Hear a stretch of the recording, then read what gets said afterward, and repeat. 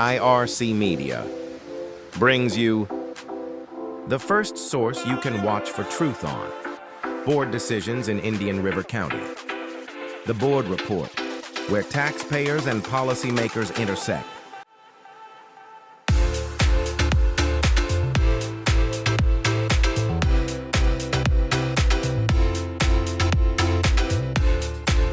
Be sure to subscribe on your favorite platform to get notified when we go live on Fridays at 7 p.m.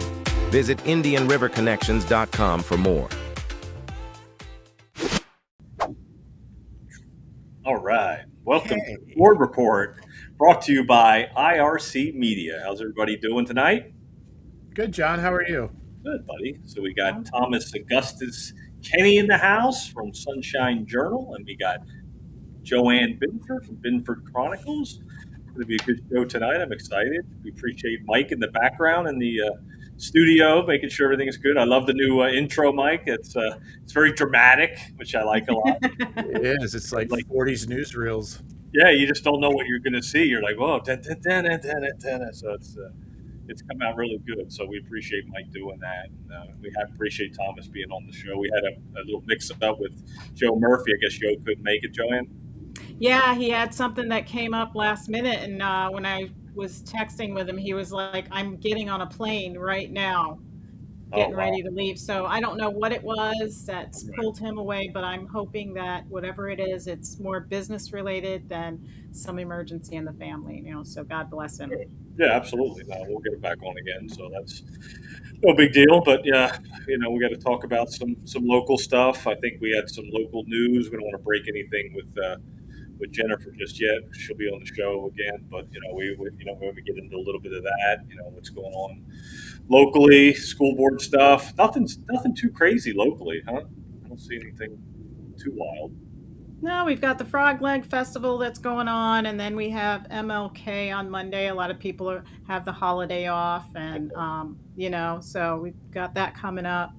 And what else, Thomas? You got anything else coming up in town? I'm actually just trying to follow up on some stories and things that got sort of lost in the shuffle of the holidays. Slow getting back. I was really excited about what happened at Operation Hope after they got robbed on Thanksgiving night at their Christmas festival. They had over 200 bicycles.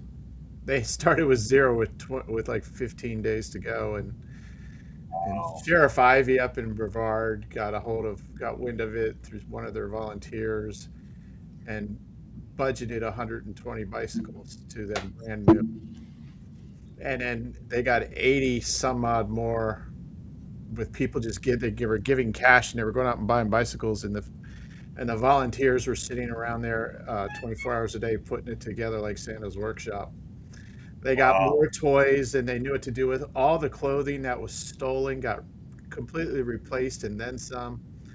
I mean, it was really just, God working through this whole community to restore what was lost, and actually they were able to give away more than they've ever had in their 23-year history of doing this. Wow, look at that. Isn't that awesome how the community just pulls together? Yeah, and we broke the story at Sunshine Journal. It got picked up by TV News, and it just took off. Wow. That's pretty cool. That's pretty awesome. I felt pretty good about that. I was like, yes. Yeah, it's like, what a great community that we live in. Yeah, you were all over that. You were right on the story, and you got the information out there. And that's what we do here at IRC Media is make sure that we try to get information out there as soon as possible when it's breaking. And you do the same thing with Sunshine Journal, which is fantastic. Yeah, there hasn't been much movement on what happened at the Bermuda Beach Club back in November prior to Thanksgiving with the death of Deputy Mashkow and the shooting of Arispe getting injured in that, and the locksmith, of course, passing away, David Long. So there hasn't been much movement on that investigation. I guess it's going to be a while. But I understand people are still, just upset over there at IRCSO, which is understandable, still going through the grieving process and things like that. But other than that, I'm working on, apparently the lawyer for the school district of Indian River, Mr. Carson, that oversees the desegregation order, has moved on. Huh? Really? And from my understanding, and I'm trying to get this confirmed, I've been asking them since December 8th for emails that go back to September between both sides, the lawyers, because I think the lawyer that was representing the NAACP, Jody Avila, and I'm not sure if it's the whole firm, but definitely her, is moving on as well. Huh? You know, the bottom line to all this is that the client over there, the NAACP, thinks in another world of time when it comes to race relations in 2025, Mm-hmm. now 26. And, as long as the lawyers are trying to do the bidding with the logic that they present in this case, I don't ever see this thing getting solved because they're never going to agree to anything. No. Yeah, Yeah. that's really a Stop working sad on that case. too as well. It is a sad case. You're absolutely right. I mean, it's costing the school district money. It's a good 110, $125,000 a year, and Wow. that doesn't even probably, you know, when this was going on, where they made that agreement to where they had to meet monthly, and then they weren't. Yeah, they You know, broke their own contract. yeah, and then we brought it up at the school board. It's like, you guys haven't met in 7 months. Come on, you're not pursuing this. You don't even care. Mm-mm. And so they started meeting every month because we were on to them. And the board, Gene Posca in particular, and Jackie Rosario, made a huge stink about it, and so it got that discipline back into the whole thing. And that's the beauty of public input. We When you do this stuff that we do, when people come and advocate and they do these things, um, stuff happens. There's a call to action out by the Republican Executive Committee to go to the Planning and Zoning meeting. I believe, Joanne, I don't know if you got that email or not, but it just came out today, to go to the Planning and Zoning meeting for, uh, I'm looking for it. I'm sorry, I'm looking for the email to go today, and talk to them about the Epic developments. We have Mm-hmm. that huge data center that's going in down in St. Lucie County, and apparently some of that property that the thing's going to sit on is owned by the same Epic company that owns 7,000 acres here in Indian River County. Yeah, out of all the counties, out of all the acreage that they own in Florida, Indian River County is where the massive amount of acreage is. 7,000 of 13,000 of it's here It's Wow. I in our know little county. They in own Indian River half of it. County, is Yeah, it more than 7,300 acres? it's 7,000 something, but It's they 70. own, and their website says they own 13,000 Yes, in because Florida. they own property in Claremont, and they own property in Tallahassee and in West Palm Beach in St. Lucie County. Yeah, They own St. that Lucie, they own property a that lot the as data well. center wants to buy. Yeah. Wow. That's a Yeah, little it's scary. crazy, and that's a good meeting to attend. I don't think they sent it to me because I'm no longer a member of the Republican Uh, Executive Committee. So I oh, think they took me off of the email. well, I believe it is January 22nd, 6 p.m. is the planning and zoning. It's in the main building where they have the commissioners meetings. The planning and So zoning. we'll have to make a January note of that. 22nd, 22nd, 6 6 p.m. It's always, p.m. things like this will always be in the evening for those of you who want to blow off your dinner and go yell at a county administrator type Well, person. it's really important for people to show up because what's happened is I had an interview with Venkatesh on the phone and I recorded it. He did not want to be live. He wants to keep a low profile. Who's And Ben Katesh, for those who don't Venkatesh know? is the owner of Epic Estates. And he is the gentleman that is representing 400 investors. And So those was four, he the gentleman that showed up that day in August to the county commission? yeah, he We want to is. make this our home. Yeah. Yes, That and guy. and he exactly said, "I'm not speaking for myself. I'm Yeah. speaking for 400 people." And those 400 people, which I found very interesting, is remember Chandler Langevin in Brevard County, who got in so much trouble for the Mhm. comments he made in regards to H-1B visas. Well, when I was talking to Venkatesh, all of those people came over on H-1B H1B. visas. And And they what work they for did, and when you think about it, they're doing what us Americans don't do for each other is, and it makes sense because they're coming from a third world country. They all got together and pooled their money together to become land bankers. And when you're a land banker, you buy the parcels in large quantities, so you get them at wholesale. And 4 years ago, I was at that that auction, whatever you call it, when they were selling off that property, Yeah, you because I went had, to it. yeah, I had never been to one before, so I kind of wanted to understand what was happening in it. And I remember Davis was there. Um, Wesley Davis, yeah, 'cause Wesley he has to Davis do the was there. tax, And I asked him, and he said, "This isn't a county thing. This is a private thing where they rented the Heritage Center and they ran the auction there." wow. And they were buying, no kidding, they So would it was put the private parcel. land developers selling to private land developers? Yes, it And was. and And they were selling Davis is there 500. just doing the plot recognition and verifying that Yes, all the right. He information's played true a and correct. right. And then they were selling acreage out there in 500 acres, 600 acres, 1,000 acres, but you had to buy the whole parcel. And those, I'm not kidding, those parcels were going for 600 per acre in those parcels, 800 per acre in those parcels. So imagine buying all of this and now you're selling it for what? 1 acre at what? 80,000, 90,000.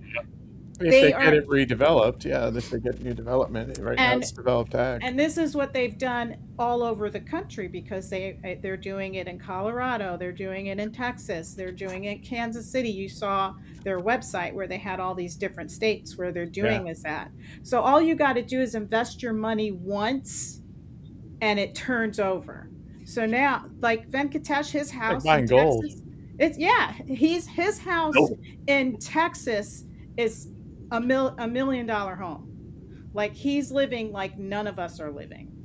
You know, they come over from their third world country, take advantage, and pool together because they know they can do this Well, together an as a H-1B team. visa, though, you have to have certain qualifications, and then they say that they can't find anybody educated enough in the states to do this, and so the reality of the H-1B visa problem that Chandler so correctly pointed out is that you've got people who want to come over here and actually do this and do other things like this and own businesses and stuff and create these opportunities of wealth, and they use the H-1B visa to get here.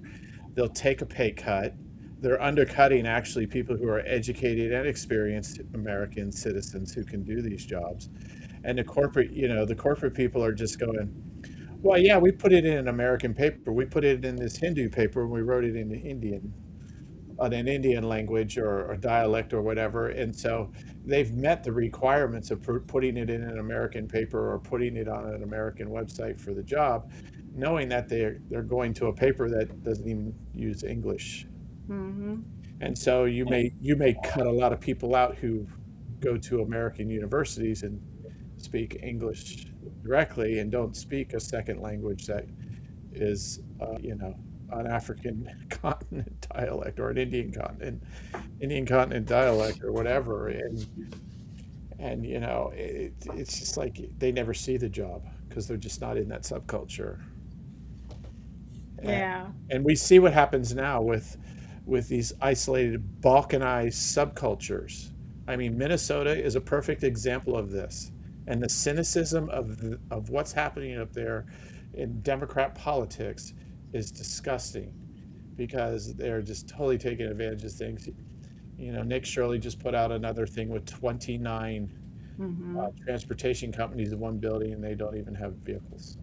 Well, that's the thing. Well, I How do you do remember I remember having a conversation with somebody and they're all, they're saying, "Oh, America's all about multiculturalism and diversity." I says, "No, we're not.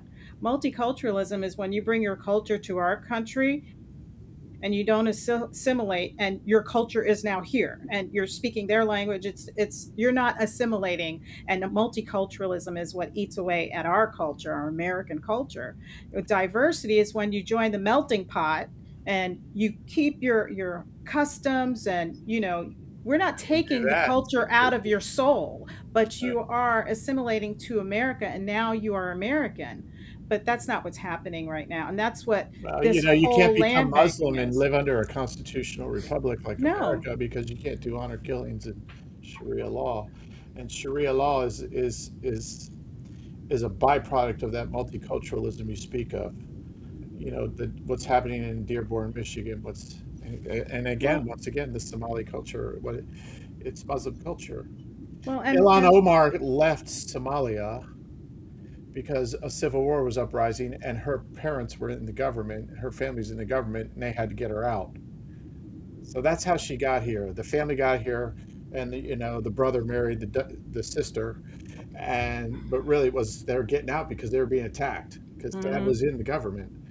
And why were they being attacked? Because they practiced the very grift in their nation that's going on right now in our in nation. our nation. Yeah, yeah. Wow.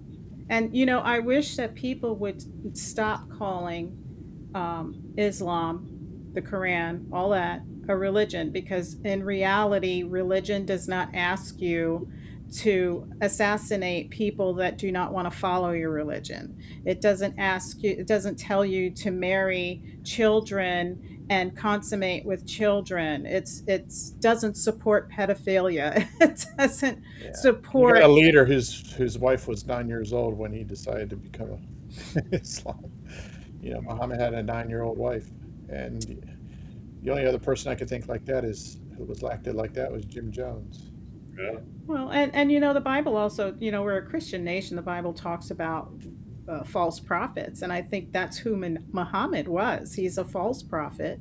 He's not really anybody that God would talk to. I can't imagine God coming down and saying, "Yes, marry that child." Well, and the crescent from Islam is actually from Greek gods. It's the moon god. It's the Yeah, same one. He stole it. and everybody wants to try to like talk about it like, oh well, it's an ideology. No, it's a Zeus is cult. bigger than than Allah at that point. Well, I mean, would you call a cult a religion?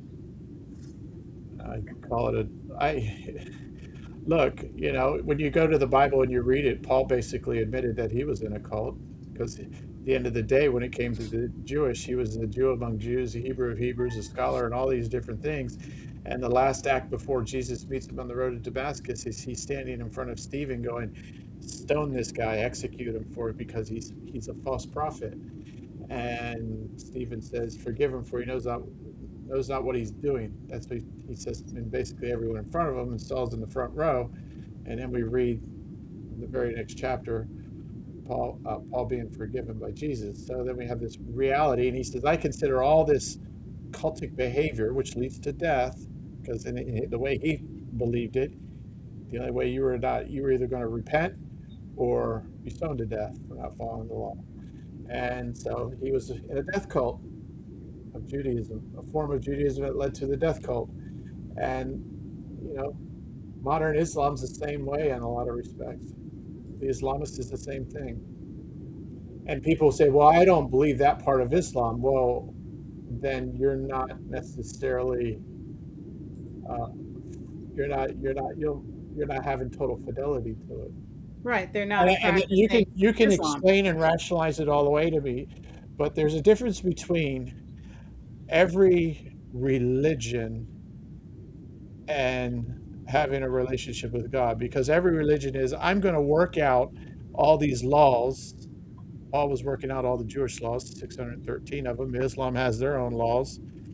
And there's always a mediator, like a prophet or somebody, because God is way over here, He's way over here, and no one can ever actually speak to him.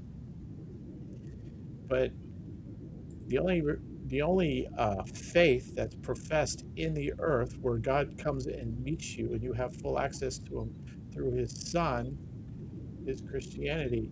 And he says, I look for people who worship me in spirit and truth, because God is spirit, worship in spirit and truth in John 4:24. So that's a completely different dynamic than just following a bunch of rules, is it not?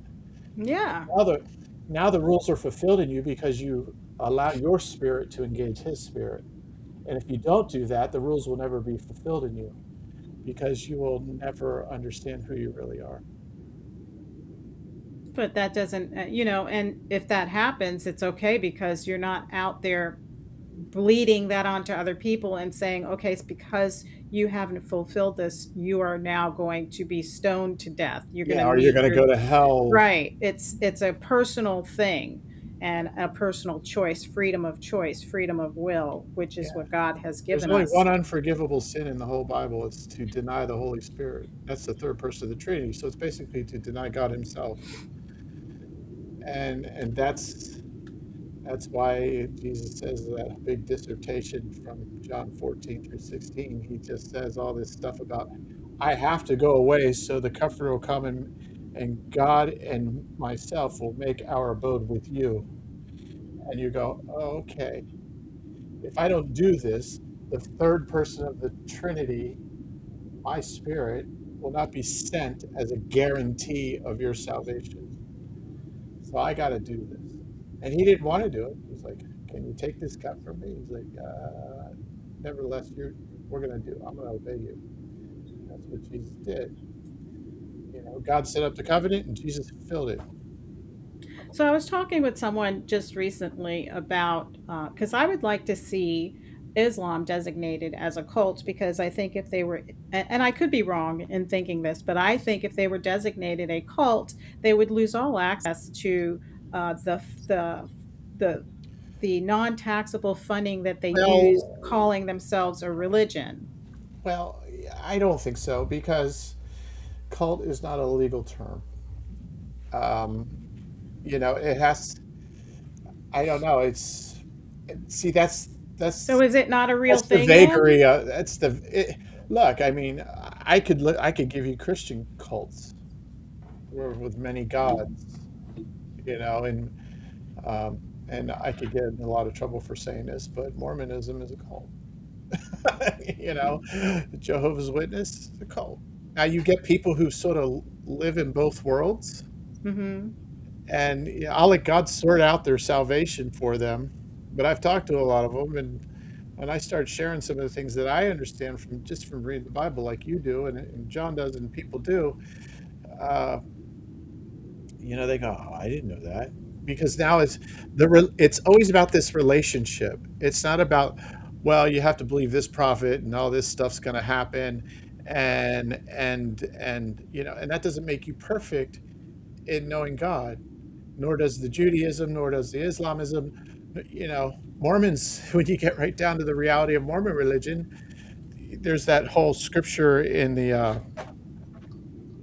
Revelation. Because I had to study this, I had debates with Mormons back when I first became a believer. I had 8 of them in my house at one point. It was crazy.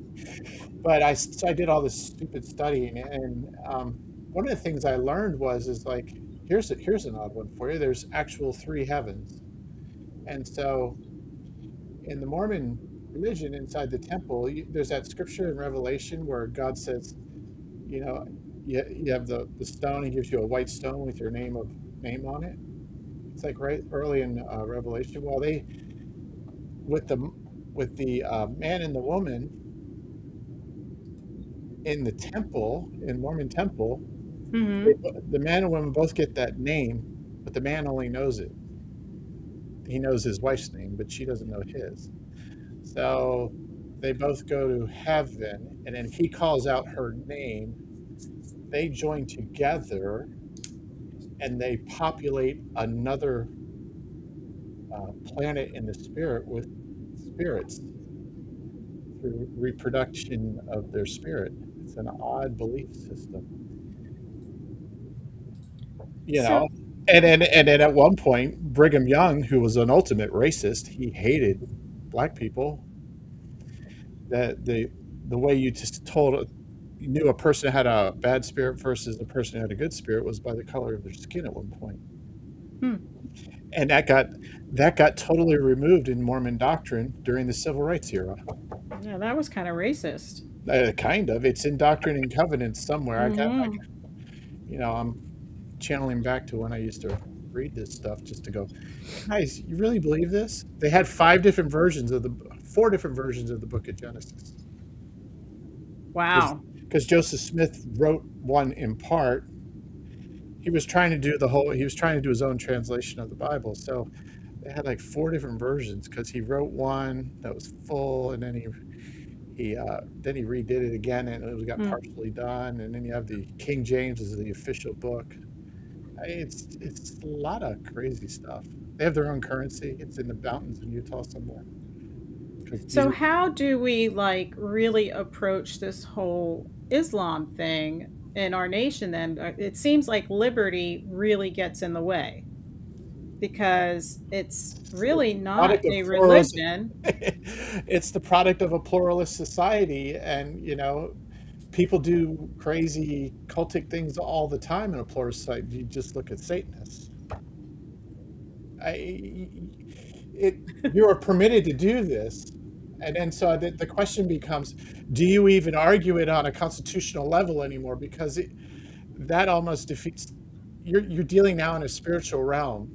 Well, because constitutionally they're saying we're a religion, so we have freedom of Right, this. We but can do this, we can do that. It's our religion. So then they also get school vouchers to train up their Sharia law. yeah, but how And can you so teach Sharia law in a constitutional republic? It's actually you're teaching the antithesis of how common law and Western society is it's structured. not how you do it, it's being done, Well, you it's that know? you're able to do it. You shouldn't be able to do it because you're actually preaching against. You're teaching and implementing a law, and you're isolating yourself um, outside of the constitutional republic over which this land is governed. So, that whole epic estates in Texas, that's what that Mhm. was. That is a cloistered culture that says inside this little property, this community is going to be governed this way. And Yeah, but it's it what it's it actually being governed uh, this way first before it's being governed by the land, by the law of the land itself. So we're pushing out that here in this location. You can't do that. You don't. That's not religion. That's tyranny. Yeah, well, in that little section, but it's still happening in all these little mosques that are It's around. happening in schools, and it's happening Right. So exactly. how does that get stopped and prevented unless you have somebody standing in there listening to what they're educating their students? So they're in a closed church or mosque facility. They're getting funds Well, to and there's for their Muslim sects that students. don't teach Sharia, and then there are other Muslim sects that do. But at the same time, it's like anything else. I don't really tend to want to approach this too much in a constitutional structure unless you've got like outright criminal behavior, because then that is in violation of the constitutional structure of our laws and courts and what have you. And I choose to rather discuss this in the terms of who is God, because at this point, that's where the conversation's ultimately headed anyway. Well, Well, that's you not hit it right helping on. in Dearborn. Well, you hit it right on the head, Well, Tom. because Well, because, the place is cloistered. well, not the fact that no human hand is going to fix what Joanne's trying to ask. How do we fix it? How do we get rid of it? No human hand's going to do that. It's going A to be lot the of prayer will do it. Well, it's going to be the hand of God that's going to do it. There's going Exactly. to be a move of God that's going to wipe out these things that are against God, because everything that they're doing, whether it's left, right, center, Islam, Sharia law, it's all those things are against God. Like all this stuff that they're doing, all the fraud in Minnesota, all the you know uh, you know. Yeah. The LGBTQ and all these things, the DEI and all that, that's all against God. So God is going to Right. step in and clean that out.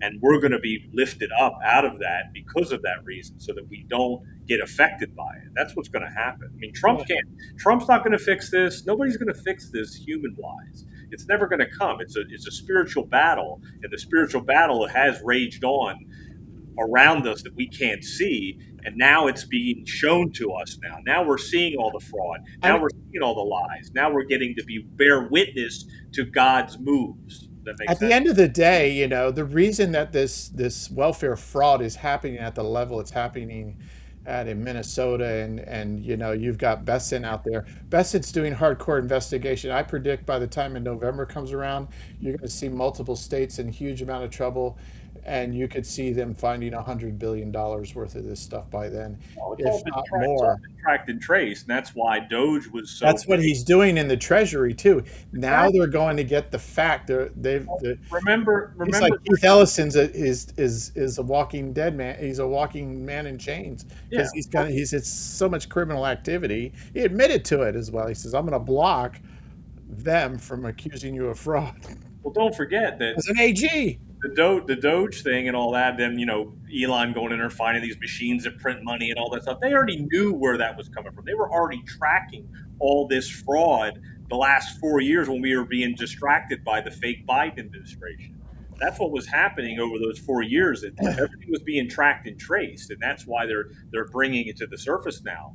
And remember, back in March of 2020, before COVID was right after COVID was announced and we went on lockdown, Trump merged the Federal Reserve with the Treasury. So that's when the Federal Reserve started to get audited. It was March of 2020. Remember, that was almost 6 years ago. So that's what happened. So that's why they found all this fraud. That's why they found all this fake money being printed up in the system. they found the building overrun costs overrun Exactly. $1 See now, exactly. And so when he was calling out Powell back then, when they were wearing their little helmets in construction, That's one of the best videos. I got it right here. It's well, yeah, from your office.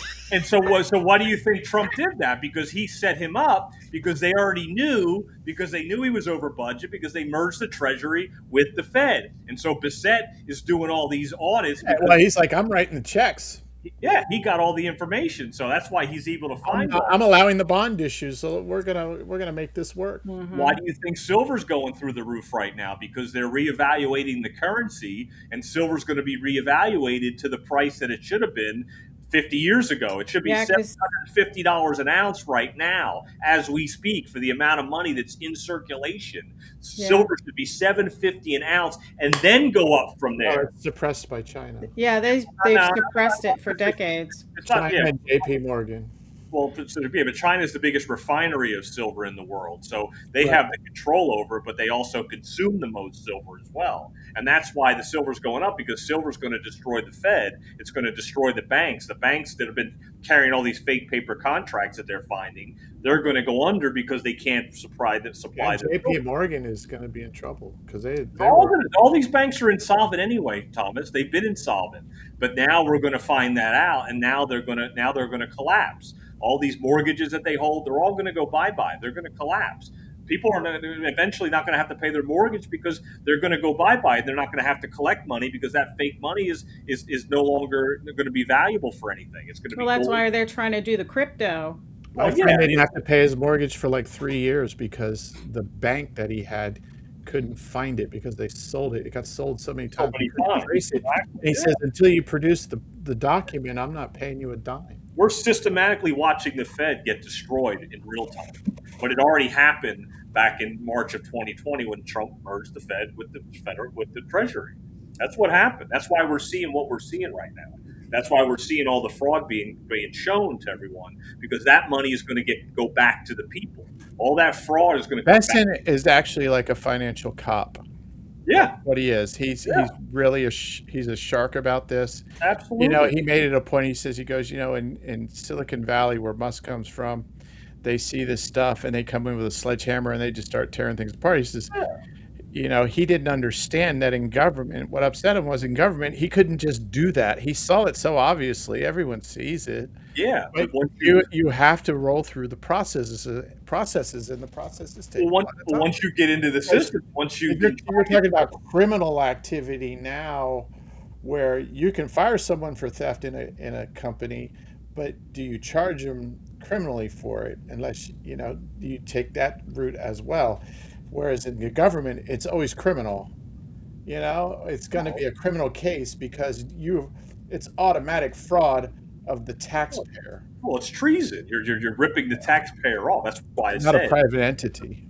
yeah, exactly. Well, because the Fed has been ripping us off since 1913. So Exactly. yeah, That's so a so long time. yeah, so all that money that they've been ripping us off all these years, And generational wealth. 1933 was when they introduced income tax. Well, yeah, that too. That's why everybody's going to get $2,000 on top of what they already get back in their tax returns this year because of that reason. Because the IRS is going to start giving the money back to the people. Because remember, the IRS is the one that funds the Fed. The IRS is the Gestapo that takes the money from the people and gives it back to the Three Fed. trillion dollars goes through the Beltway. Pay through the interest. They pay the Mm. interest that the Fed prints up the fake money. They've been printing up money till they've been blue in the face. And even Powell just admitted it the other night in that interview that he did that we just print money and we do it digitally. They don't even print it anymore. They just do it digitally. They just press a button and send it digitally. So if you need $100 billion Right. in Minneapolis, you can just press a button and send $100 million to a bunch of Somalis and let them get rich and live in big houses. It's crazy right now. You got That's people really fake money. Yeah, It's crazy, right? Well, think about it. I mean, this is the way the system is going because you got an That's app out there scary. that runs through all your subscriptions, and all these people are discovering they have two subscriptions for the same service. And they're like, why do I exactly. have two? Yeah, Because it's just in a digital world, you just start losing your ability to track everything because you don't write anything down. yeah. But And control it and fix it. Because when it's digital like that, you can't even fix it I easily. just got this book because I'm so curious about this. It's called The Penpreneur. I just saw it online digitally, but it's all. This guy doesn't use any digital. He writes everything, and he has a whole card filing system and everything, and it's unique. But I'm going, wow, He's well, still on remember, the how do you checkbook. remain analog in a digital world? And his writing just as a he writes his ideas as a he writes them down, literally writes them down. And I find when I do my stories, if I'm writing with a pen, my notes, I'll listen to uh, board meetings, and when I'm looking for quotes from people, I write it down and I just write it all down. By the time I'm done writing them down one time, I have it in my head everything that they said because it's just that act of writing. If I was just typing and mind-boggling, I don't have to look at the paper and read as I write and do all these things and do memorization. I could just sit there and type and not even look, and I could even actually listen to a song load back here while someone's talking. I'm not So, going to John, how does cryptocurrency so behave like real money? I mean, to me, it's like imaginary money. Why is that's everybody It is so into imaginary well, money. crypto? no, that's a great question because what's happening is the Great Reset was supposed to happen based on collapsing the banks like what you're seeing, and then we would go to a central bank digital currency. But since that got taken away and Trump got into office and there is no central bank digital currency, what's going to happen is that XRP, XLM will be used as digital currency, Ripple. but it'll be backed by silver and gold and commodities. So let's say XRP is backed by silver. If you own silver, then you would be able to use silver to get XRP coins and then be able to digitally transact over the internet based on if you wanted to buy something overseas or in Canada or something like that. That's where digital crypto will come into play. Yeah, it's not backed by anything as we speak, but it will be They in the want it backed by something. I mean, so when you think about yep. BRICS, part of this whole thing with Venezuela, it goes well beyond just Maduro being a drug runner. That oil is backing their currency. It was going to be that oil in Iran Well, yeah. And then and remember, Russia. And so Iran is going through a huge problem right now, and it came right on the heels of Venezuela. And we're seizing all the oil of Venezuela that comes out comes out of a tanker that comes out of there. We're just taking the tanker over if it's coming in because you're shutting off that ability for them to trade and barter and give value to their currencies. And China's going to suffer for it. well, the reason why that Cuba's happened going to go under. well, because all these countries like Venezuela and Colombia and Cuba, they were infiltrated by these leaders that were installed, like Maduro, to pillage the country and Yeah. make it a third world country. Because Venezuela was not a third world country. Yeah. Venezuela was a very wealthy country at one time, but One of the wealthiest countries in that part of the. they became infiltrated, and that's why they did this. And what's going on in Venezuela goes way deeper than just oil. That's why Trump says that we're going to make sure that the Venezuelan people get paid, and we're going to get paid back as well, because we've been ripped off so long through Venezuela as well. Remember, he was talking about Biden was crying the blues like he was trying to get oil from Venezuela back 2.5 years ago when gas prices were going up. That was all bullshit too. That was all a smoke and mirrors. This is going to make Venezuela very wealthy again, and then their value of their currency is going to go up, just like the dinar in Iraq is going to go up, just like the dong in Vietnam is going to go up, where everybody will be on an even playing field again. That's what Trump wants to have, is everybody be on a clean playing field. So because you could go to Vietnam right now and you could rent an apartment for $250 a month, U.S. currency, but if you try to do it in Vietnam with their currency, it costs you 3 times more based on their currency, because their currency so. Don't even ask about Iraq. Well, yeah, but all those currencies are going to be revaluated now. Yeah. They're all going to be 1-to-1 or 1-to-2 with the American dollar. Once Iraq is expected to go, for every dollar, it's going to be 4 Iraqi dollars. Well, yeah, that's what's going to happen. So if I'm you sorry, for every 1 Iraqi dollar, it's going to be 4 American dollars. Yeah, that's if you can buy Vietnamese dong or Right you now, can buy it's like really Zin and stuff like that, that stuff's going to go up in massive value here real soon. You would hope in the next month. It's going to happen soon, dude. No, it's going to happen. I mean, silver's going to hit $150 an ounce by February, and then eventually Has it gotten to 100 yet? Or it's about it's almost $75, done. $80. Yeah, this is just the beginning, dude. Well, how's that going to affect the rest of Americans when that happens? It's not. It's not going to affect us too much. Well, it is. It's because when people it's start not. parking their cash into silver and gold, they don't trust the market anymore. The market's oversold. And so that correction is going to happen there. Well, it's got to happen because there's too much paper, fake money. And the prices are going to come down, and they're going to have to pull that paper out and make people invest again. Eventually, you have to replace the fake fiat money with the Illuminati eye on it with real money that's backed by gold and silver. That'll be called rainbow currency. And that rainbow currency will go back into circulation. So you'll circulate the new rainbow currency into the system, and you'll pull out the fiat currency at the same time. That's the reevaluation. That's the rainbow of promise, by the way, not the LGBT. Yeah, but there's a lot of people out there that don't invest in gold or It doesn't matter. It won't matter, because the money they'll have will have value. Will revalue to the price that it should be, and then prices of everything that's goods and services like houses and property and cars will all come down. Prices of cars will come down. Property will come down. Everybody will come down. Interest rates there will be little or no. There'll be little to no interest rates, because you won't have to borrow money, because everybody will be able to afford things again. It'll get back to where it once was, because everything's so out of control. In 1971, we didn't have this issue. Exactly, and they took us off the gold standard in 1971, and Nixon said they did it temporarily to defend the dollar from the speculators. Well, guess what? We never went off the gold. We never went back. Now, when you have a central bank, one of the reasons that Trump always loves Andrew Jackson so much is because he got rid of the central bank. Exactly. Now what happened? Because a central bank creates speculation, because you can borrow big money, and so you get these rich people. They get successful in business, and then they start going to speculate. And what they speculate on? They speculate on land. So they drive up the price of land. You and I get priced out of the price of land. Because that central bank acts like, they're making money off of all this speculation. They're going to take their little spread cut. And when you remove that central bank, values are going to get depressed for a little while. You're going to go through a little bit of a recession. But what's going to happen in 3-4 years?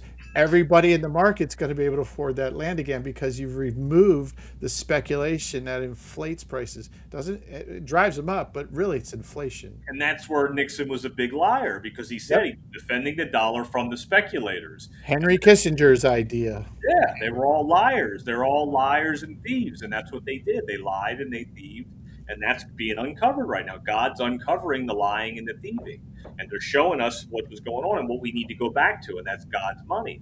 And then we will be prosperous. And it's going to happen a lot sooner than 2 or 3 years, Thomas. It's going to happen As really the Beastie Boys once said, I am most ill when I'm rhyming and scheming. Well, it needs to happen before Trump leaves office, because if 100%. it doesn't, I don't know if it Absolutely. will ever happen. Oh yeah, no, it's coming You because know, this is the question I've been asking internally. Do you think J.D. Vance has the intestinal fortitude over Trump?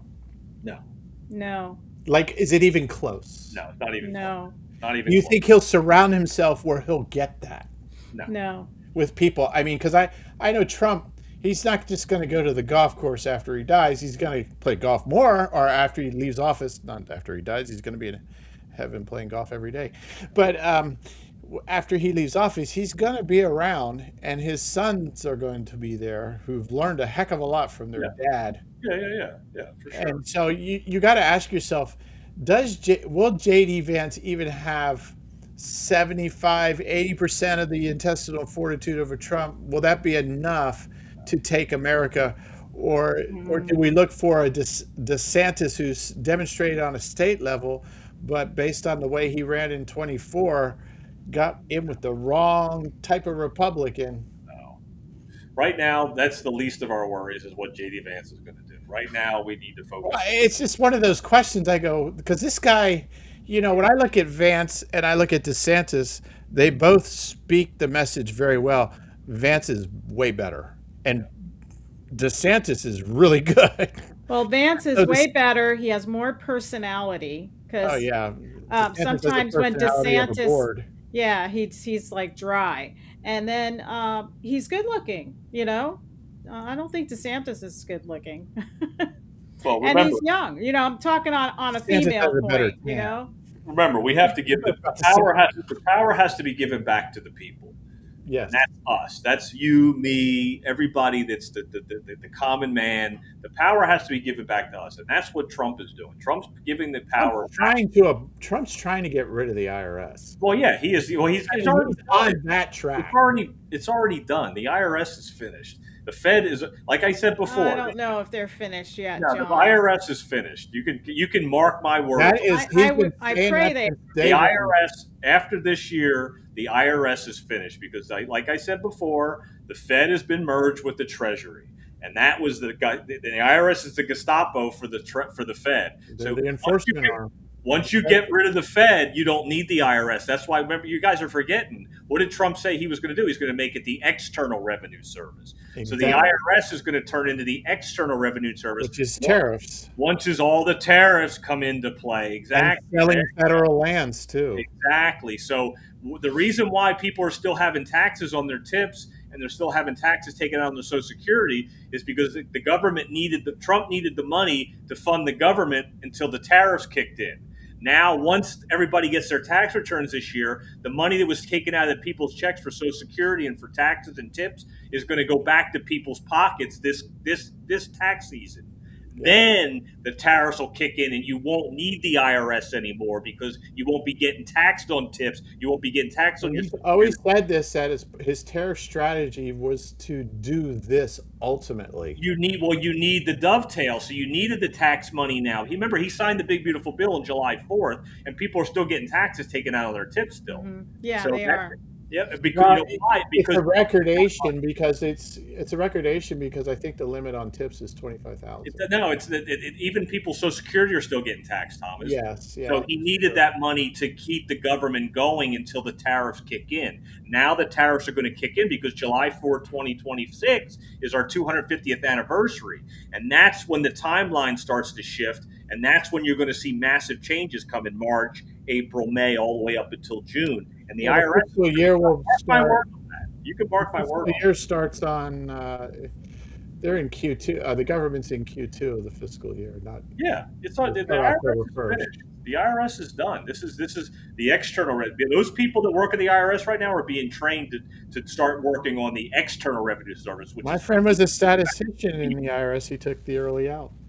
Yeah, The because money all the back tariffs, that should be helping fund whatever government needs going. we It need. is now. It is now. That's the thing. That's the dovetail. That's the you get one and you replace it with the other. You can't just cut off the IRS and take no taps on people's tips anymore in Social Security, and then not have any money to keep things going. You can't keep printing money because that's what they're still. They're keep printing money. You want to use the tariffs for that individual reason, and that's what's Yeah. coming. What's being teed Mm-hmm. up. All these things are being teed up domino wise, and like I said before, Part of the tariff reality is that if he can get if he can really get the manufacturing base back, yes, that 17 trillion that he negotiated last year, if that can get exactly. instilled in the next year or two, It that is. that allows Vance less pressure Mm-hmm. to just make these radical intestinal fortitude Won't have type to. decisions. He Yeah, won't have to. you You won't know, have to. he's setting it up for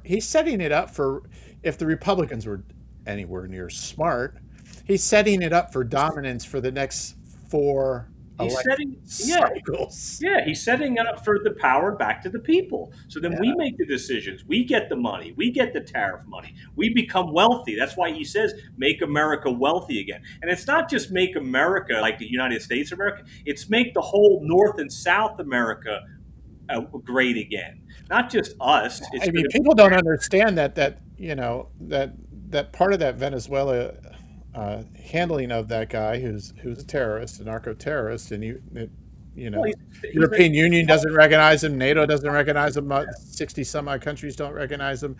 But one of the main reasons was also with that is because they were basically black marketing oil to yeah. really establish the BRICS. It protects the dollar as still being the one. It's all currencies pegged to the dollar right now. Hmm. So, what John's speaking to, if you can get gold and silver in a near 1-to-1 relationship with the dollar, and you have world currency pegged to it, then all those other currencies come up. Even playing field. That's what happens. And then everybody becomes, And so everybody part of becomes, that whole Venezuela thing is to shut off those competitive BRICS, yes, the 2030 reset, all yes. of that, because they want to reset it on currency backed by faith, as they call it. It doesn't. Yeah. We want to do like the Paul Krugmans in the New York Times wanted to do years ago and print the $1 trillion coin. Yeah, it would have been a new. It would have been the new world. It would have been new world order, central bank digital currency that you And would have. everybody's a renter. Yes, you won't even be able. The money you would have. So, say you had $1 million in the bank, and say the banks collapse, and they were like, "Oh, sorry, we don't have your money." But we have this central bank digital currency that we can make sure that you still have your $1 million. So, but you have to comply. And most people would have done it, but at the same time, you wouldn't be able to save. You would have to spend that money in a certain amount of time. It'd have to be spent in like 6 months. They'd have an expiration It would date. have expiration They'd date. have they'd have a full digital lock on your whole financial. Exactly, and that's what we would have been living in They if would we have tied it to your speech. everything, You did in Canada with the truckers revolt. everything, So everything. with these tariffs and everything that Trump is getting set in place, when he leaves, can the next president, if he doesn't want to follow through, change it all back? Next Well, president can do anything. That's why I asked this question about the internal fortitude of the next guy, yeah, because Trump's doing a lot of unconventional things that have been going on he's being unconventional compared to what's been going on for the past 5 decades at least. From the Great Society of Lyndon B. Johnson on straight through to Obamacare. Obamacare is a travesty. And McCain, I'm going to repeal Obamacare, repeal Obamacare, repeal Obamacare. Trump gets elected. What does he do? He doesn't.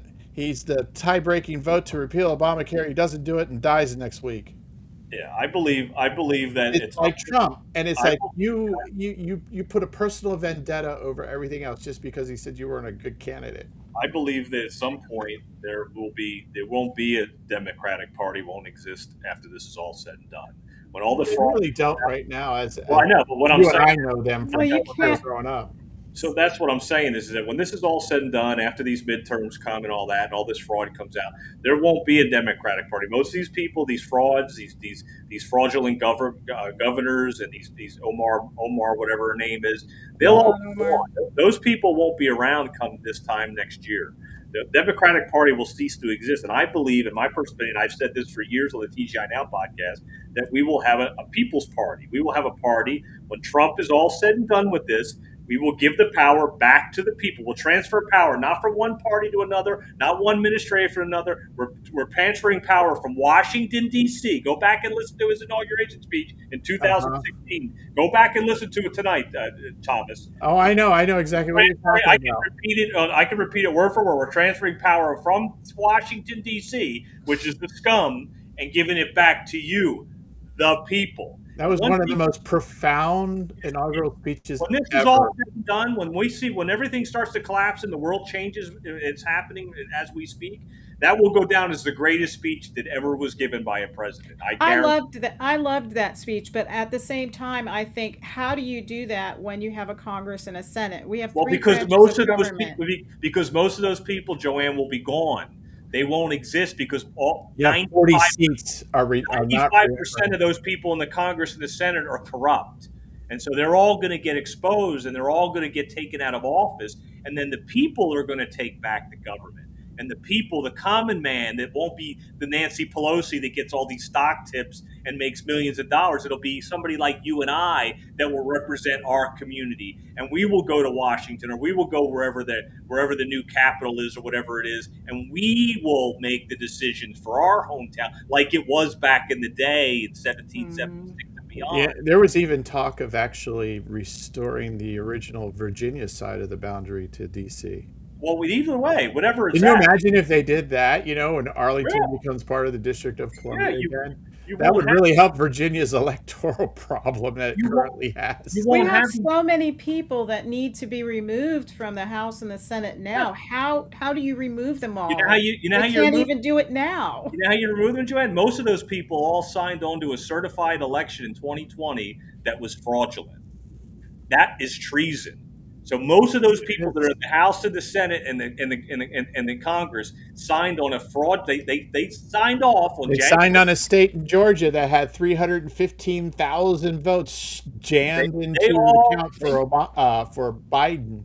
they all They certified an all election certified that that they that knew Raffensperger has now admitted was untrue. they certified an election that they knew was fraudulent, and I am with I'm that with you 100%, that's but at the same time, we don't see you poop will. happening. You're going to, Joanne. Jack You're excrement. going to believe me. You are. You're going to see it because they're all traitors to this country, and they signed they certified an election that they knew it was fraudulent. They knew it deep down.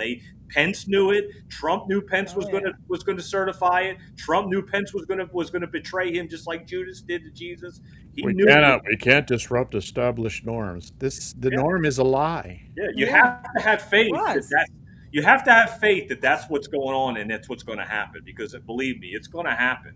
We're going to Well, get our country back, and then we're going to ones who are going to run this country. Not God showed us the sign with Pence. Remember the fly that landed on his head for so yes, long? yes. There you go. That Yeah. was God saying, "This man is a piece No of good. He's no excrement." good. Yeah, you're right, and that's what Okay. it comes down to. You hit it right on the head.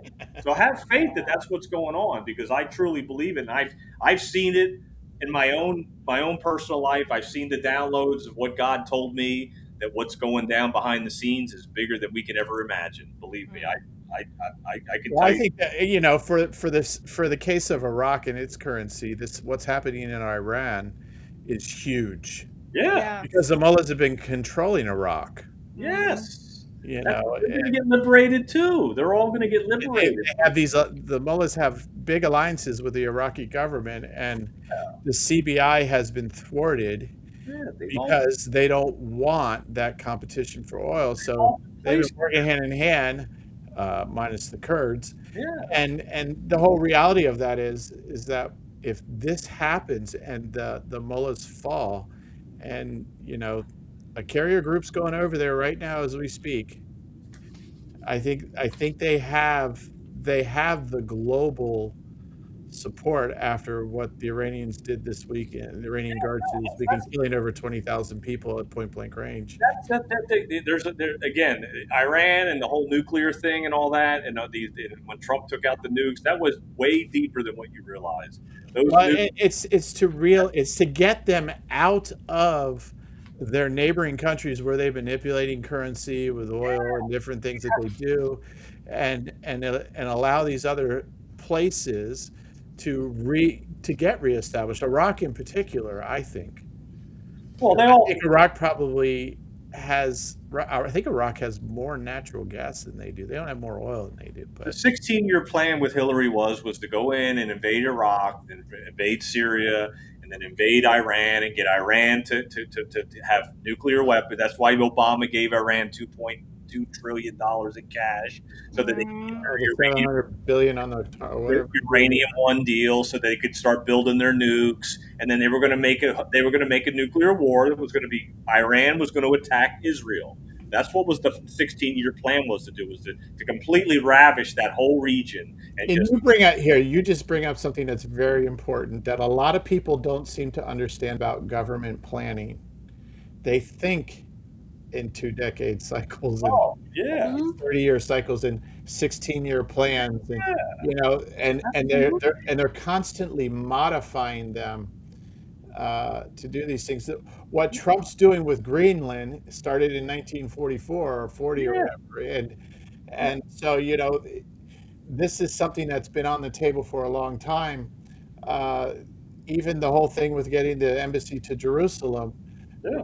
was around for 5 presidents or whatever. Never did it. And they always said they would do it, Declared, and but no one wanted to. they never did it. They never did it. Exactly. That was the whole point. They Is those plans, that type of, and it's very intricate planning that you're talking about, these 16-year plans and things like that. It's very intricate. And it goes along. It is a base of vision and operation, and from which they operate. And it's not like, well, things on the ground changed, so now we're going to just do this. no, No, no, no. And Trump, that's what Trump did coming in for his second term. They spent that 4 years going, all right, what the heck is really going on around here? And let's develop plans now. And so well, the you Russian have thing with the fraud is huge, because I think that's one of the things that they talked about endlessly. And that Doge came out at the beginning of the year, and they put Musk on it. Why do they do that? Because he creates the global news cycle that allows this stuff to be challenged. If you don't have a Musk on that, doing that type of stuff and bringing it every day on X the way he was doing, Doge doesn't get the traction. And look right. what's happening. And so now you have these guys just voted for the National Endowment for Democracy, $315 million in the House. So to your point, Joanne, what about these stupid Republicans that joined with the Democrats, Mm-hmm. voted for Ned, which was a Doge nemesis, because the National Endowment for Democracy is just one of those things where that government money goes out, it comes back, and what does it do? They're going to take half of that 315 million and fund Democrat elections across Yep. 26. we got to remember that the first 2 years of Trump's presidency was a big shift because he did that world tour. I don't know if you guys ever watched the movie Greatest Show on Earth on Rumble. You should watch it. It's called The Greatest Show on Earth. There's part one, part two, and part three, done by Good Lion TV. If you go back and Yeah, watch, yeah, yeah. if you go back and watch The Greatest Show on Earth part one, the first 2 years of Trump's presidency is teed up everything that you're seeing happening right now in the world. So you should go back and watch that. Right. He just, I think that's the thing that happened in his first term. He thought, wow, this is basic common sense conservatism. Conservatism has always been labeled as an extreme, and he's just doing these common sense. This is what you really get with a businessman who understands finance and who the beauty of him understanding construction. Yeah. He can see when a budget's awry in like seconds. No, but what I'm saying is None that of these other politicians, these presidents, couldn't see any of that crap. well, no, because we know why, because they were all part of the deep state. They were all part of the Yeah. infiltration of the countries. So So when they he never learned it the way he learned it. They well, learned no, it in terms of these perspectives and philosophies of managing these quasi-socialist programs. Well, that's turned into 50% of Minnesota welfare is fraud. 9 out of the $18 billion that the state gets, Yeah. and Bessett's up there going, "We got 500 billion of it ourselves." Well, yeah, and you're right. I agree with you there. But what I'm saying is that the reason why he did go out and he went and met with Xi Jinping, he went and he went to North Korea, he went to India, he went to Saudi Arabia. Yeah. So you have to go back and watch that movie, because what he did is he went to these big players and he told them that he whitemailed them. You know how you blackmail somebody? Uh-huh. He whitemailed them. He brought them information. He knew what was going on in their countries based on the infiltration of the deep state. And so he told them that if you align yourself with me, I'll help you get rid of the deep state in your countries.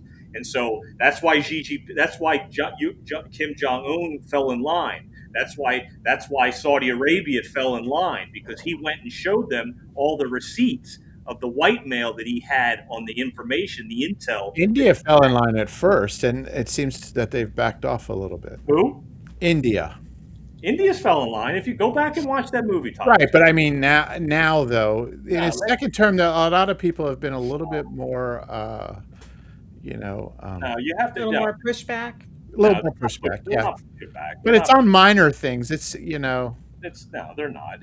They literally were doing Namaste Trump in India when he went there and met with the Indian president.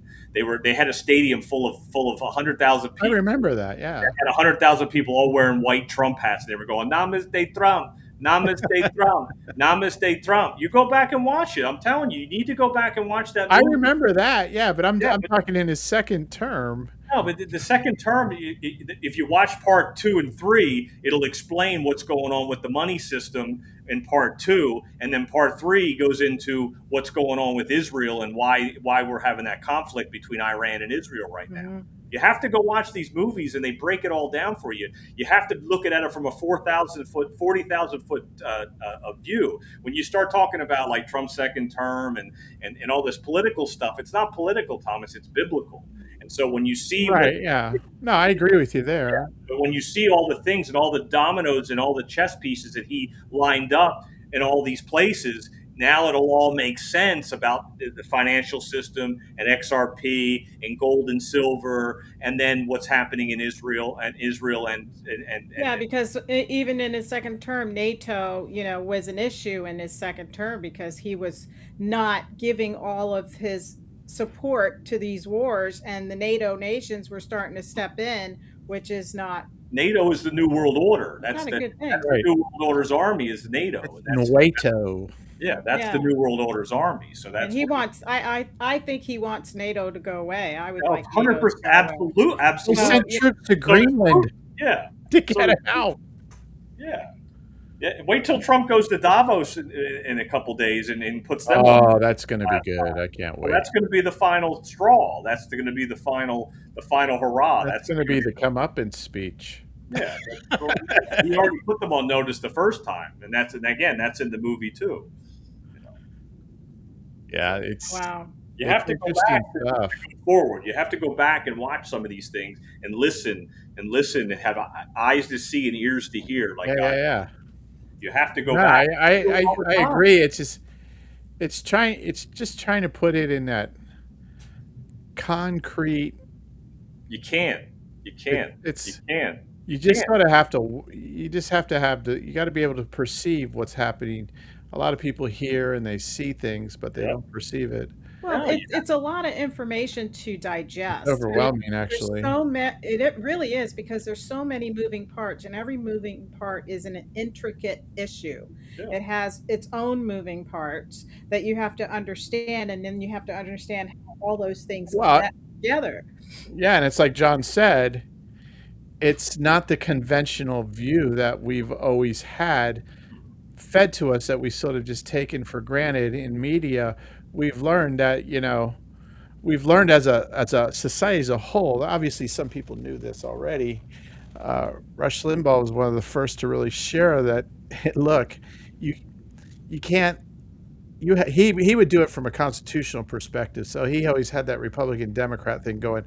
But what John's talking about here is like, you have to step out of that narrative that Republican, and Tucker started doing this until he went a little nuts, but he would step out and he'd say, well, no, this is just what's happening, and you can't be saying this, and I don't even want to hear you. And people would go, well, the Republicans and Democrats. He goes, I don't care about Republicans and Democrats. This is what's happening. Yeah. And so he's breaking out that narrative. He's breaking away. The news narratives have always been developed in American politics to create that race tension, that the horse race tension, I should say, where the left is competing with the right for power, and that's being busted. And it's actually, well, they want you to think that way. Why do they want you to think that way? Because we can go over here and do all this stuff and set up Davos and set up all these different things. We can set up BRICS, we can set up that, and we can funnel our drugs in through mass immigration. We can do all these things, and we can bring down America while you guys are over here squabbling for power.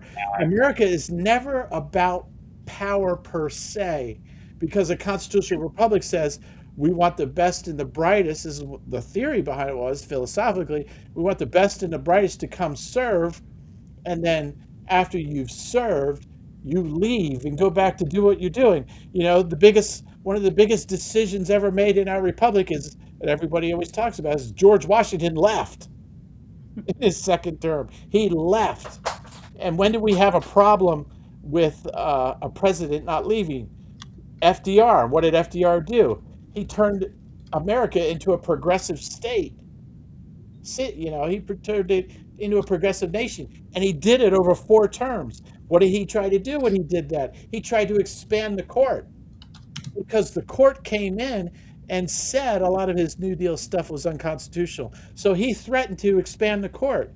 The guy he had in the Senate, he was promising him a seat as a judge on SCOTUS.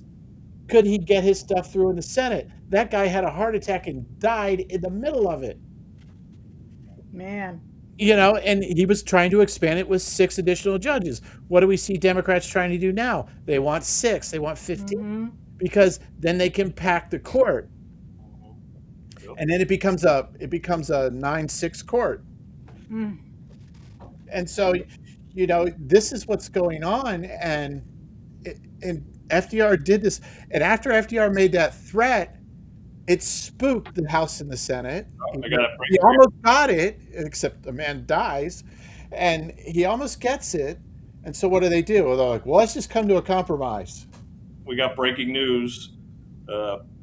What I just say earlier: Minnesota Governor Tim Walz and Minnesota Mayor Jacob Frey are now under federal investigation now. So, like I said, there it is. Eventually, remember, he was resigning this week. Well, eventually, one of these governors is going to get arrested. That's what's going to happen. I hope so. Someone has to get. You're going to start to see it. There has to be a daggone invasion into his office and him coming out in handcuffs. Yeah, that has to happen. Well, again, take it from a 40,000-foot view. Why do you think? Go back. Why do you think that Tim Walz was introduced to the world as the potential next vice president? Because they could bury all this nonsense. For this exact reason, exactly. Because if he would have won, Josh Shapiro would have been a better choice. But let me finish. He would have been in charge of waste, fraud, and abuse, just like Joe Biden was under Obama. He was in charge of the waste, fraud, and abuse. So the guy, that's like giving the fox the guard the hen hound. That's what the hen house, because that's exactly what it was. So that was done on purpose to introduce Tim Walz to the world, so that that he's Tampon Tim now. So people wouldn't have known who he was if it wasn't for him being put on the front stage as a potential vice president. That was all by design, Charlie. If you look at 40,000 future proves past. Now he's going to get exposed. The vice president becomes one of the most important people in an administration if your administration is into money laundering. Exactly, it's right.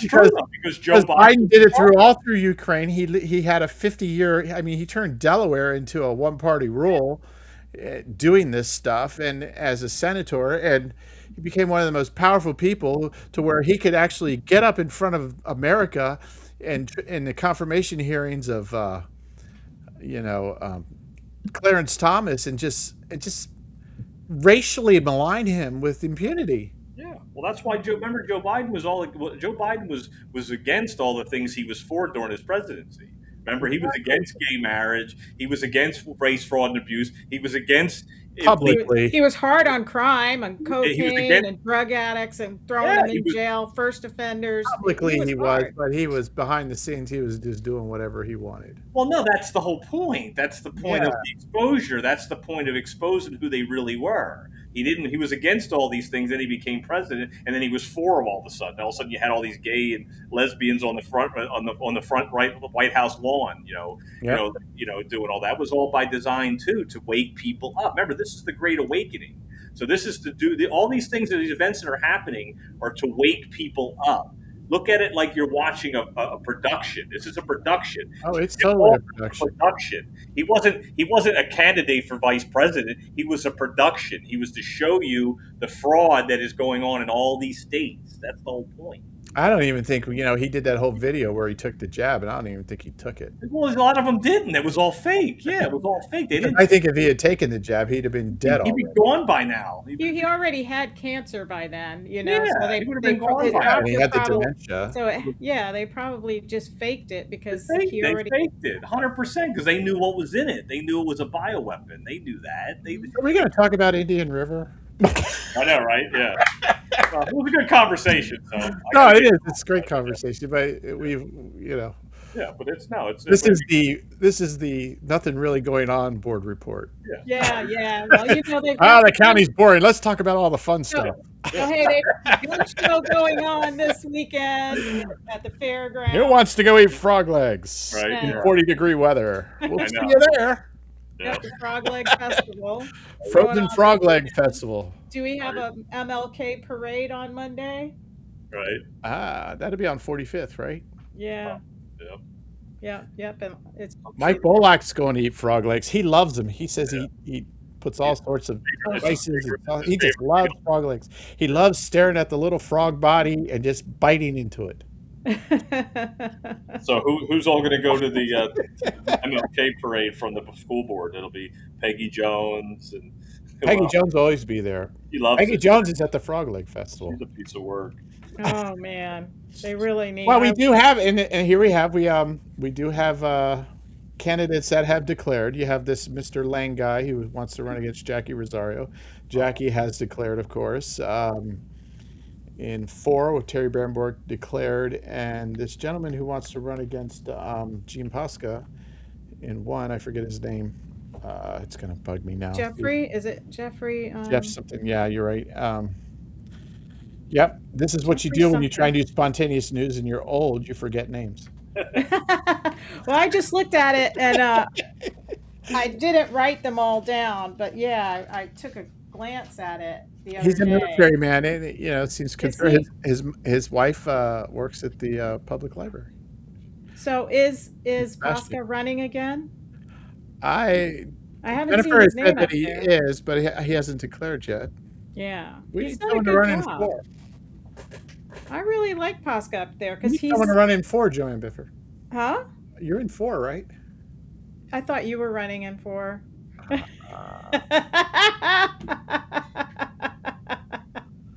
Well, I might do a sign in.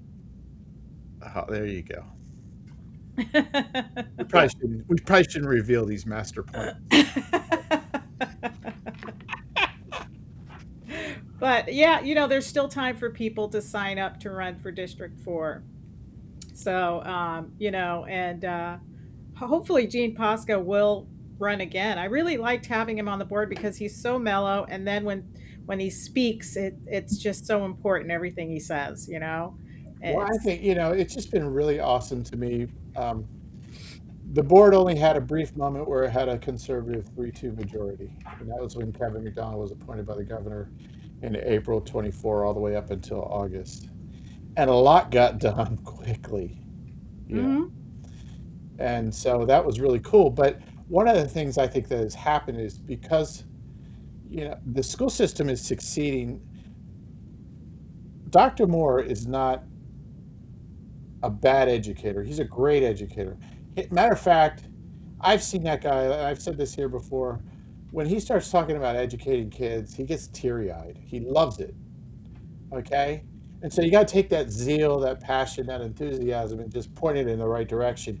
And what has happened is, conservatives in the community through Moms for Liberty and other organizations, We the People in Indian River and things like that, they've gotten on these disciplinary boards or disciplinary committees. They've gotten on book committees. They've gotten on all these different places, and they've created and worked out those policies and created the recommendations that have changed the school system.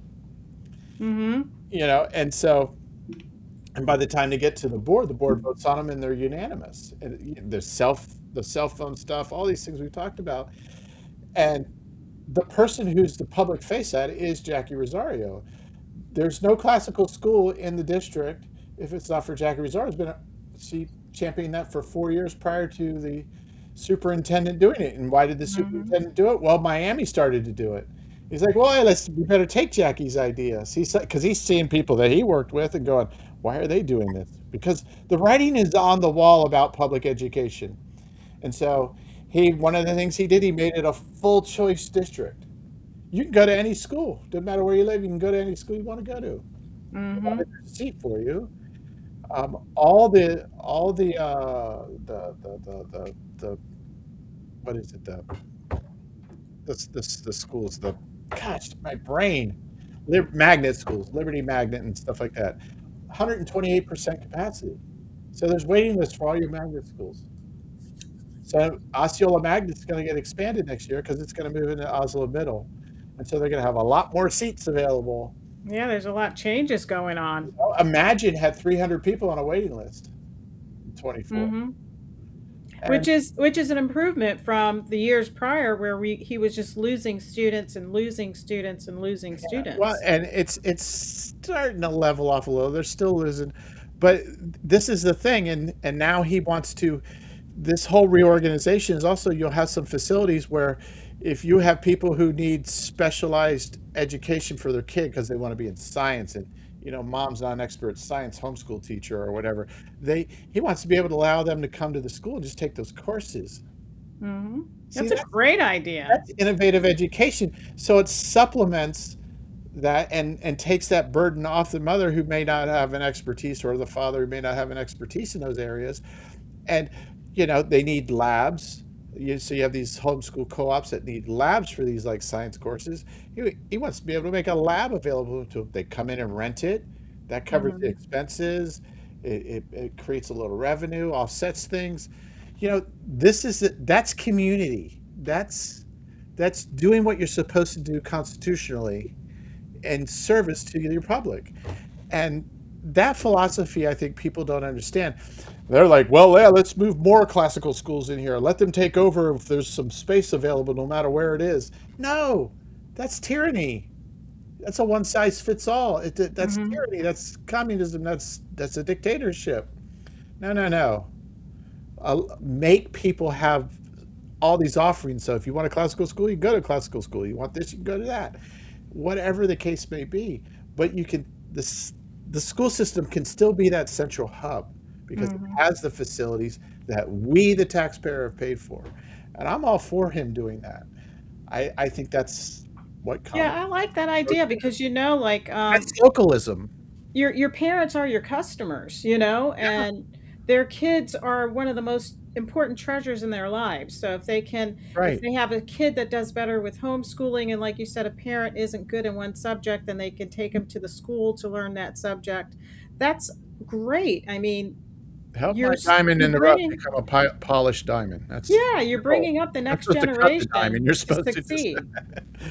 Yeah, so it's good. I'm looking forward to see where this all goes, and the school district getting back to being a good school district. I really liked it when my daughter went to school there.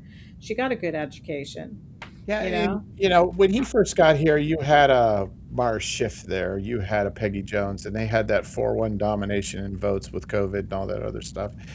And he's like, because he's still feeling out where he is. I think now, with the emergence of Moms for Liberty and what it did over the last 5 years, and we should talk about this.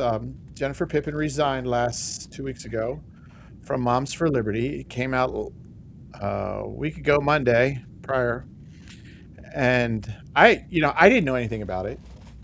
And I talked to her. She said, "Hey, this had been going on all December. I didn't want to bug people over Christmas, and I really just spent that time thinking about this and going through it because the organization, in my view, it grew really fast. It grew too fast.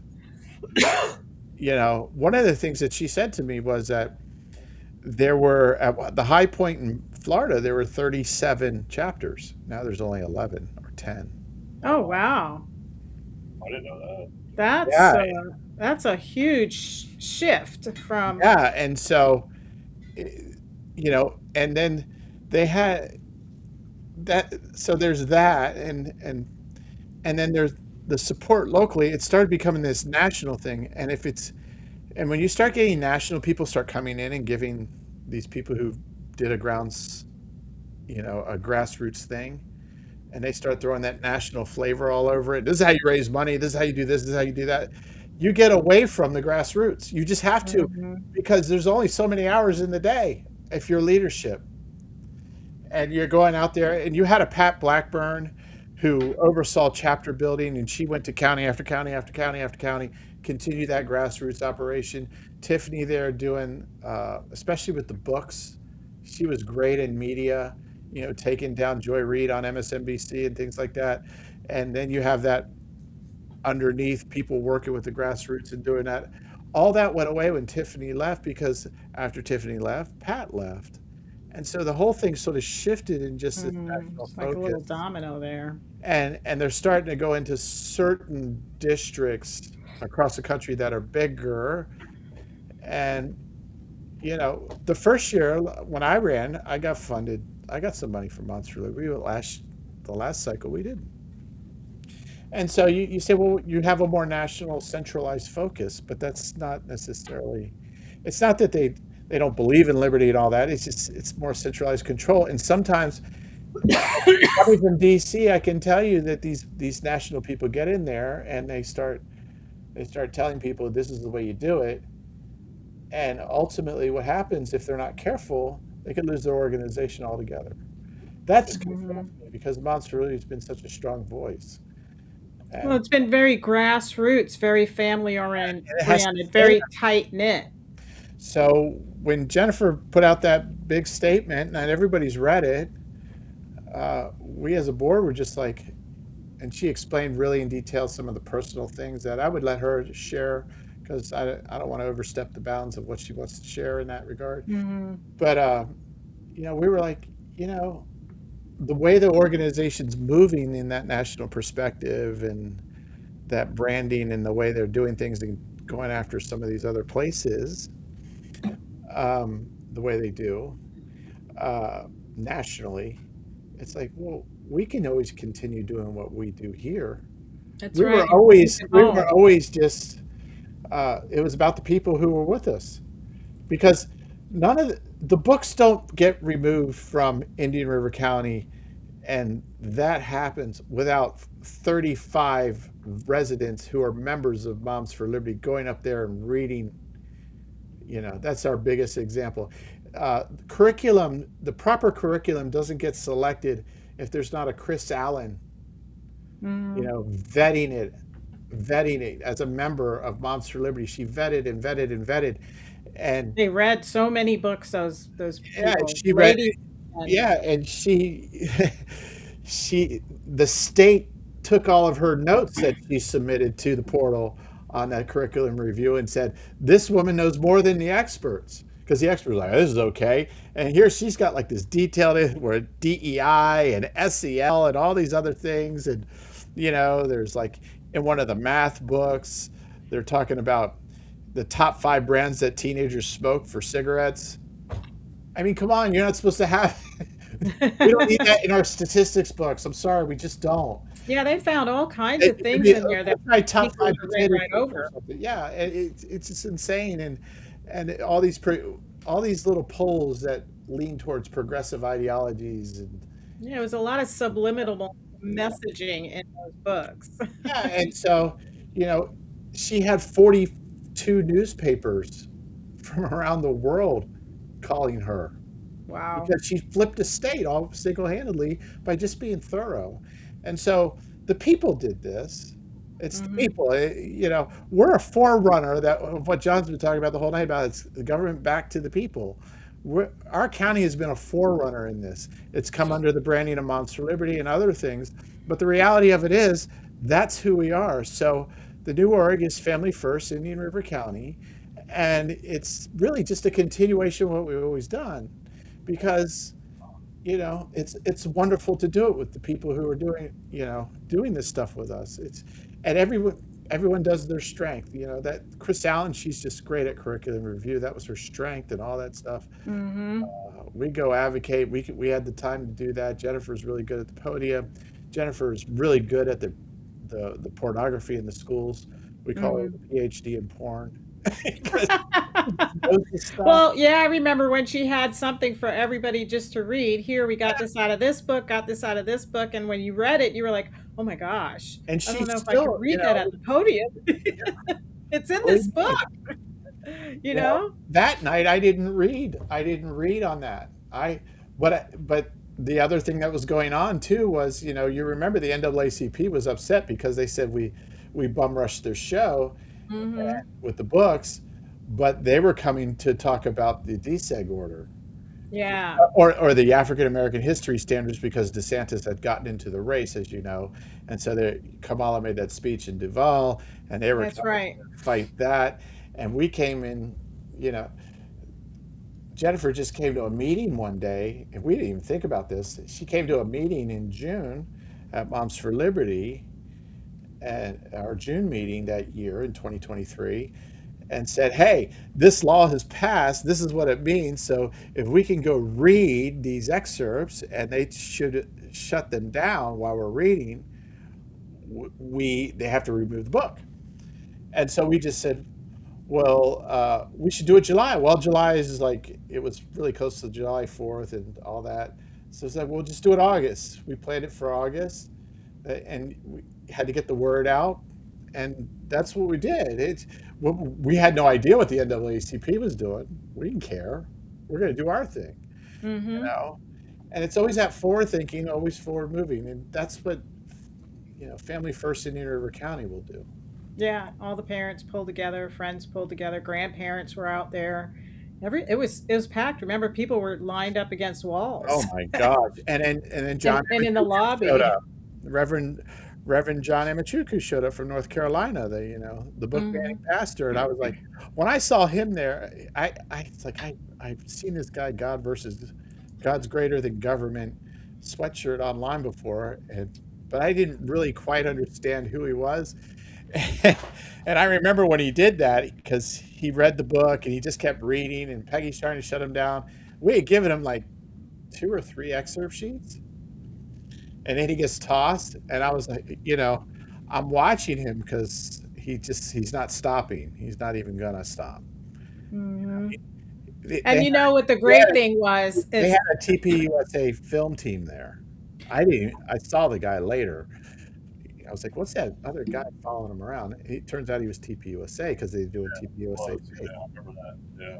but And the great thing was they didn't really they didn't shut him down like they would have shut you or John or well, me down he because of refused to be shut down. yeah. He understood the game, and he's like, if I'm playing to the camera, and see, this is about media, this is about messaging as much as it is about the actual It's also issue. about the color of his skin too. That was a big. That's That what was I Right. was just about to He, say. It's he played because for he it he was was played because and you it, had it was he used it NAACP was there because too. he because used Peggy he used Jones Henry threw down, and she just started to act like she was like, "Oh, I'm sorry, sir. Sorry. Oh, I'm sorry. I didn't see your name. I'm sorry." If you go back and watch it, you see how she acts. She totally changes her own tune because his color of his skin. That's what she's about. Yeah, well, that's why he and got to stay up there that long, or so else he the gets up cops there and would he have took does him all out. that, and they toss him out, and Jennifer and I looked at each other. We're like, man, he had another book to read. Yeah. He I didn't didn't get to it. realize how Darn it. tall he was. He was so He's tall. a I was great like, guy, though. He's just "Yeah, what a great. great guy." But that brought attention to this whole reality nationally from our little county, and it was It just an did. idea we that we formed in a restaurant. Hey, let's just try this, see if it works. Sure, it worked. It worked well beyond what we even thought it would do. Well, it's amazing what happens when a community pulls together for a And, good cause. and the flip side of that is, and this goes back to, I think, what Moms for Liberty's got to deal with in the next 5 years. Tiffany saw what we were doing. She says, "I'm as a national leader of Moms for Liberty, I'm going to help you," and called John, and said, "Hey, come on in if you can." And John came in. Was we're doing this on this day. He goes, "Oh, I'd love to do that." And so he came down on his own dime and did that. But that's the beauty of that. It's like this is a local issue. It's helping the local chapter, your first one, and all these different things. And Moms for Liberty has to not forget who they are. Hmm. And I think Yeah, yeah, they came as a an long organization way. as a whole. And now the school district's not going to have to deal with Moms for Liberty much, but we still have NAACP, which is going to hold back the school district in some areas. Well, that's I don't think, other than this financial burden of $150,000 a year in legal fees for this silly case, they need it. They need a lawyer that's just got some nerve and say, this isn't working. We need to figure out a way to get to We the need Matt Getz to take on that case. or the Anthony Sabatini. Mm-hmm. He wouldn't. I tried to get him to take my case when I got fired from the chamber. He wanted nothing to do with it. Really? Yeah, he was. I met him at the. He was at He took the. Langevin's case. He was at the Heritage Center that weekend, like 2 weekends after I got fired. I remember that. Yeah. Was he running at the time? He was running at the He time, wasn't wasn't running at he? the time yet. He was charged. He was starting all those lawsuits about the mask mandates. So I thought it was perfect. I was like, well, shit, maybe he'll take my case. I got fired for speaking out against the mask mandates, the kids, the mental health, and he didn't want to touch it. Nobody wanted to touch it. Nobody wants to touch nothing. Is the right to work issue Well, it is kind part of of. that? It is. It is, Yeah. but it was also, Barefoot did it. He was on the board, so he should have been held accountable for getting me fired because he's the one that called the chamber and talked to Tory Stone and then had them write that article. He's the one that called McNulty and had him write the article. It didn't happen organically. It was all on purpose. So they should have been held accountable at some point because Yeah. Barefoot shouldn't be able to do that as a school board member to call the job of a parent to speak out against the school district. He should have been held accountable. Nobody wanted to touch it. Yeah, I tried. I tried my best. Nobody wanted to touch it, and they tried to hold my vacation pay back too. I had to fight for that. I had to get a letter written up to send to the president of the chamber to get my 2 weeks vacation. They weren't going to pay me. Yeah, it was stupid. Wow. Yeah. Woke organization. Yep, it How was. long have we been on? It's 8:52. Yeah, it's Oh, yeah. Let's go ahead and wrap it up. Mike's in the green room there, so we. Hi, Mike, in the green room. Yeah. How many Hi, frogs Mike. did you eat? No. He didn't eat any frogs, man. I wouldn't eat a frog leg either. So anyway, thanks everybody for joining us tonight for our, I want to say it's like just shooting the poop out there, talking about whatever hits our head. Shooting poop in a barrel. Just talking about all these little things, and it's just been a great evening of conversation. I really enjoyed it. Yeah. And hey, on the 22nd, I want you guys to join me on my show because I'm going to have Tim Dillard, and he's doing a project called 2 Minutes, One Nation. And if you go to 2 for America, his project is to bring the whole world to a pause to pray for 2 minutes for America at 8 p.m. on November 1st, 2026. On November 1st, what's the 1st, 2026. I'm not sure why they picked that date. It's for faith, family, and freedom. The 3 F's. Yeah, the 3 F's. And they're going to be doing it in Texas, and the most important 2 things for the objective is the flag and God. So to bring our nation together, a nation of Christianity. So his mission is to raise the cross and the flag in every American home in the United States with one heartbeat.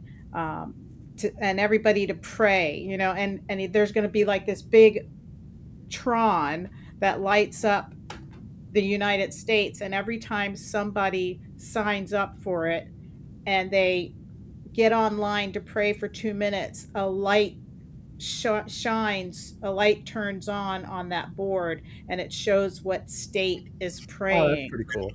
for our nation. So he's going to come on and talk more about it. I think it's really cool, especially with what's going on in our nation now with, Dearborn, Michigan, Texas. It's going to turn the light on in every city that's signed up to pray. It's And he hard to has, believe that people aren't protesting what's going on in Iran right now. yeah, yeah. So just come on the 22nd at Benford Chronicles, and I'll have Tim Dillard on, and he'll explain it more for you guys. And I think it would be really cool if we all got together and prayed and learned more about his initiatives, and That'd be fun. a whole nation that prays together. What could be better? A whole nation that prays together stays together. Yeah, what could be better? We are a Christian nation. We're a Judeo-Christian nation. And it would be awesome Well, just and to that's how pull you're that going to win off. most of these fights. Yeah. God is in the house. He's in the house. Thank God it's now. TGI now. TGI now. Thank God it's now. Get you a Thank God It's Now T-shirt There you go. on the website. Well, I'm going to check out since you guys are about checked out too. Yeah. John, you got anything you want to share? Nope, that's it. I'm working on some feature article coming up. There's a new editorial online by our ghostwriter Publius Ubermeyer Brutus IV. And I can't reveal his true identity. He's like Batman, the Cape Crusader, but it's a really. Someone wrote a response to this, and it's one of the most articulate comments. I was like, wow. They said, this perspective is. They just went on about his perspective, um, how Americans just sort of pretend. And the big example is Santa Claus and how we always pretend with our kids. Santa's going to give you presents, blah, blah, blah. And kids have to grow out of our pretending with them. And so then you look at the political worldviews of different issues of the day, and it's really interesting. So go check it out. Publius is a very to-the-point writer based So, in Angel Fire, New Mexico. where are they checking that out at? At the Sunshine Journal on Substack. And that is thomasaugustus.substack.com, thomasaugustus.substack.com. All right. Good night, guys. Thank you for joining us every Friday at 7 p.m. at the Board Report. Have a good evening. Happy New Year.